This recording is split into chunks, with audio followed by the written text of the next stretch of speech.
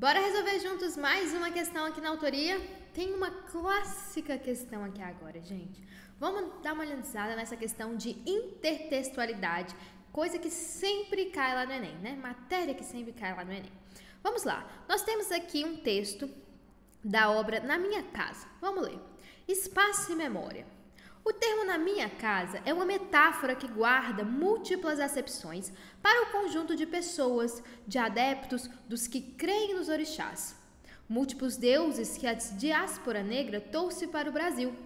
Refere-se ao espaço onde as comunidades edificaram seus templos. Referência de orgulho, aludindo ao patrimônio cultural de matriz africana, reelaborado em novo território. O espaço é fundamental na constituição da história de um povo. Aí tem o fulano, né? Fulano, ao afirmar que não há memória coletiva que não se desenvolva em um quadro espacial, aponta para a importância de aspecto tão significativo no desenvolvimento da vida social. Lugar para onde está voltada a memória, onde aqueles que viveram a condição limite de escravo podiam pensar se como seres humanos exercer essa humanidade e se encontrar os elementos que lhes conferiam e garantiam uma identidade religiosa e diferenciada, com características próprias que constituíam um patrimônio simbólico do negro brasileiro, a memória cultural da África. Afirmou-se aqui que constituiu um patrimônio simbólico do negro brasileiro, a memória cultural da África. Confirmou-se aqui como território político, místico, religioso para sua transmissão e preservação. E aí vem o Sodré aqui, página, publicado em 1988, página 50, ok? E a gente tem o Albschaus, gente, pelo amor de Deus, não sei falar o nome não, hein? Eita! Que teve aí uma obra publicada em 1941 e a referência é da página 85, ok? Claro que essa página 85, essa página 50, as obras aqui, né? Que livro é esse? Que obra é essa? Que está sendo extraída uma referência lá da página 85 e 50.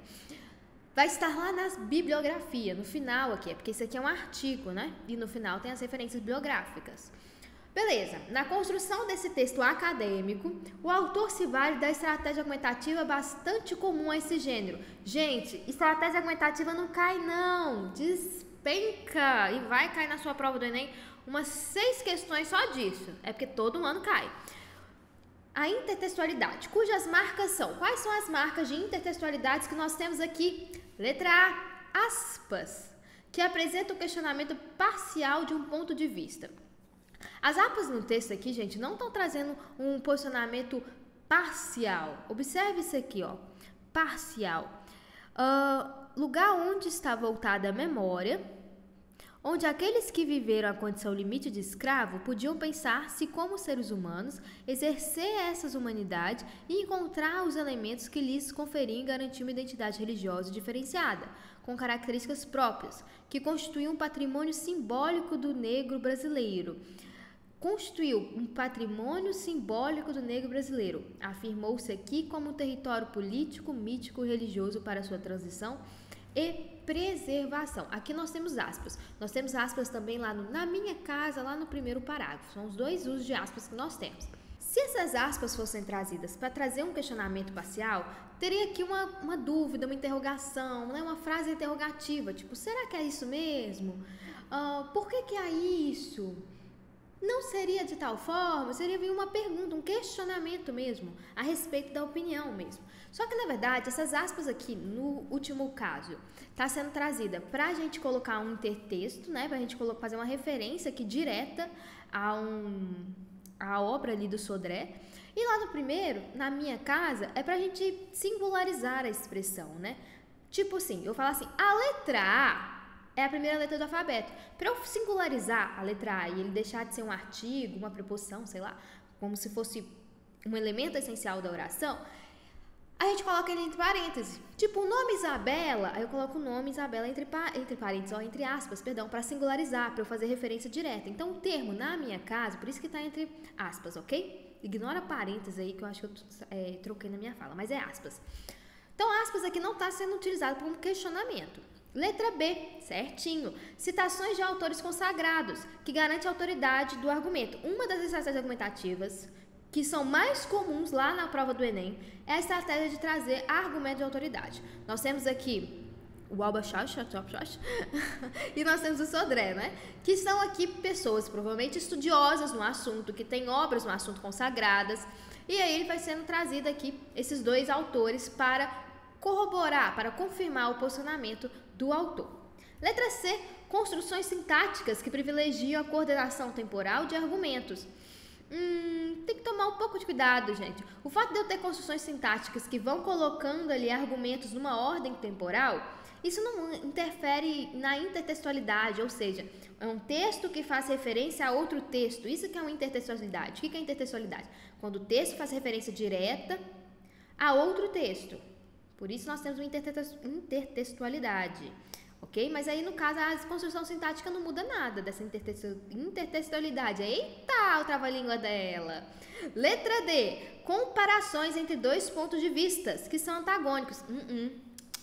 Na verdade, nós temos aqui uma comparação, que mais do que uma comparação, nós temos aqui uma comprovação em si, né?